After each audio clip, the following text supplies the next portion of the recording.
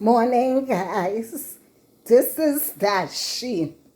How do you know when you could plant dashing and when cannot be planted? By the growth here. You see this growth?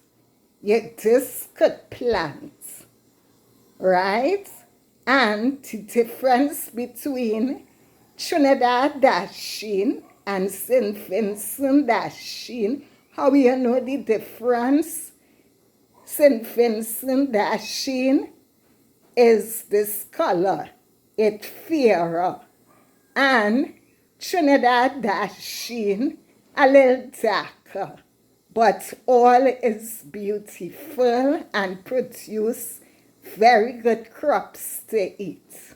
So you see this little growth. Once you see this growth, it could plant and you get shoots out of it, because you have to watch it to know if it could be replanted. Once you see the shoots, that means it could be planted for production.